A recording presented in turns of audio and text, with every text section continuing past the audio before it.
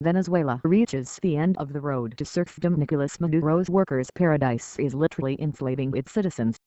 Lefty correspondent who believes that I have been unfair to Senator Bernie Sanders, specifically, that I have given insufficient attention to the democratic part of his so-called democratic socialism, writes, "You should write about those millions of souls trapped in the Canadian, Icelandic, Danish, and other democratic socialist gulags." But, of course, there are no Canadian and Danish gulags. Then again, Canada and Denmark are not socialist countries. This is a truth the left, and some of the right, insists on refusing to learn. Canada in most meaningful ways enjoys a more free market economy than does the United States, which is why our friends at the Heritage Foundation rank it several steps higher on their economic liberty index. Denmark has a very free market economy, too, though it is ranked one step behind the United States. Iceland is ranked ahead of Japan and enjoys a dramatically more free economy than is the Western European norm, ranked at number 20 as opposed to number 75 France and number 86 Italy. The reasons for these disparities are pretty obvious. The Nordic countries have relatively high taxes and big welfare states, but they also have free trade, relatively liberal regulatory regimes, transparent and effective public institutions, etc.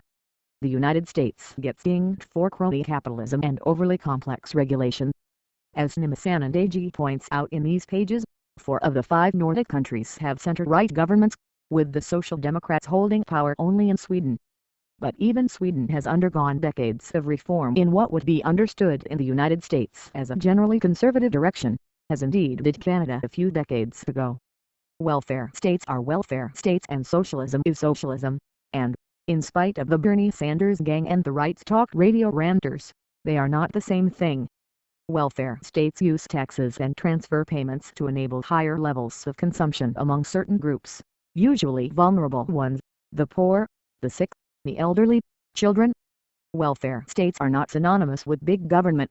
Singapore, for example, offers surprisingly generous housing and healthcare benefits despite having a public sector that is as measured by spending about half the size of our own and a little more than a third the size of France's. Switzerland has a fairly typical portfolio of welfare benefits, including a healthcare system that is approximately what Obamacare was intended to look like, if Obamacare hadn't been written and enacted by fools with a public sector that is smaller than our own. You can view the data and make your own comparisons here. Related, in Venezuela, socialism is killing Venezuelans. Socialism, as I have written at some length, is a different beast entirely. Like the welfare state, it involves the public provision of non-public goods, but it achieves this in a different way. Rather than levying taxes and distributing checks or vouchers, the socialist government owns and operates the means of production, or, in the corporatist variant, puts the means of production under political discipline effectively indistinguishable from government ownership of them. The easiest example to illustrate the difference here is in American education. The right advocates a welfare state approach, with government funding education costs through taxes which are passed on to families with school-age children in the form of vouchers, which can be used at a variety of different kinds of institutions serving the variety of different kinds of needs. The left, in contrast, advocates the truly socialist model, with government owning and operating the relevant economic assets, public schools which function as a monopoly. The fact that you can send your children elsewhere does not make them less of a monopoly. Stop paying your school taxes and they'll still send men with guns to your house to force the money out of you, to seize your home, or to cage you until you comply. Violence is always at the end of the socialist enterprise, as the poor people of Venezuela are discovering. Our friends on the left assured us for many years that Boss Hugo and his epigones in the regime of Nicolás Maduro were democratic socialists, not the mean Stalinist type, and the praises of that so-called democratic socialist regime were sung by everyone from Democratic congressmen such as Chakotay of Philadelphia to progressive celebrities such as Sean Penn. The democratic socialists in Venezuela have just introduced slavery into their workers' paradise. The Chavistas, like Hillary Rodham Clinton and Donald Trump, believe that international trade isn't the open and mutually beneficial exchange of goods and services between people operating in open international markets, but a nefarious scheme in which domestic workers are exploited and ripped off by ruthless foreigners who want to sell them useful and desirable goods at low prices. Never mind the for the moment. Like the Buy American gang here and the Jewish practicing Norks, The Chavistas advocate a form of autarky, a system under which a country produces what it needs and consumes what it produces with minimal international trade, under the theory that such international trade impoverishes people. They have never heard of Singapore, Hong Kong, or the United Kingdom, apparently. So the Chavez and Maduro regimes enacted various kinds of controls on foodstuffs and other essential goods that sought to control prices and restrict international trade. Soon, the shelves of the grocery stores were empty, and Venezuelans couldn't even buy a roll of toilet paper. The food shortage is especially severe right now, so the Maduro government has just passed a decree empowering itself to conscript workers, public sector or private, into the state's collectively run farming, food processing, and food distribution businesses. The pattern here will be familiar to those familiar with the history of socialism in Russia and China. Related, the facts about Venezuela.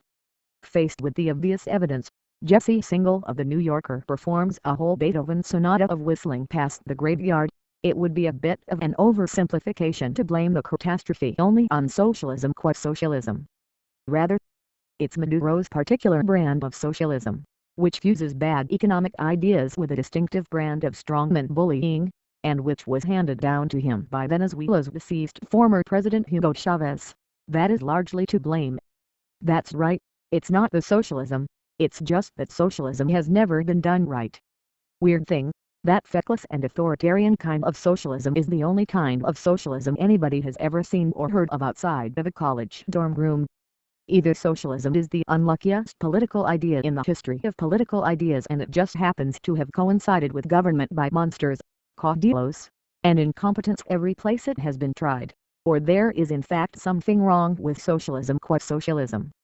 Why is it that the big government Danish welfare state, the small government Swiss welfare state, the frequently illiberal Singaporean welfare state, and the nice guy Canadian welfare state all seem to work, each in its own way, while socialist experiments, including the so-called democratic-socialist experiments of places such as Venezuela, go speeding down the Hadex road to serfdom? If you want to see what so-called democratic socialism looks like, turn your eyes south to Venezuela and its new slave labor camps. The critical difference is that entrepreneurship and markets are allowed to work in a welfare state, and to work especially well in welfare states characterized by public sectors that, while they may be larger or smaller, are transparent, honest, and effective. The U.S. food stamp program has its defects, to be sure, but it's a great deal more effective than was Soviet collective farming and state-run groceries. A dynamic capitalist economy such as Switzerland's or Singapore's or Canada's can carry a lot of welfare state. But it cannot really carry all that much socialism.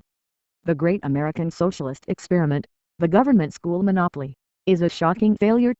The government's attempt to operate the socialist pension system is collapsing and will never pay out its promised benefits at their real present value.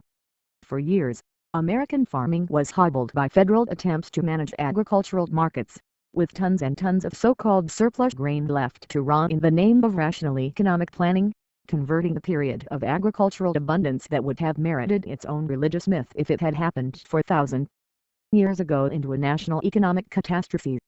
More Venezuela on the brink of purge. Venezuela big government presidential candidates. Look at Venezuela when one of our so-called progressives looks at a Nordic welfare state. What he always says he wants to replicate here is the relatively high taxes and relatively large public sector. It's never Sweden's free trade policies, Denmark's corporate tax rate which is far lower than our own or Finland's choice, and accountability-driven education system.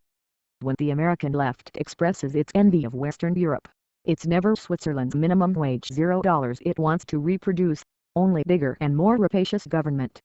But the relatively large Danish public sector does different things than does the U.S. public sector, and it does them differently.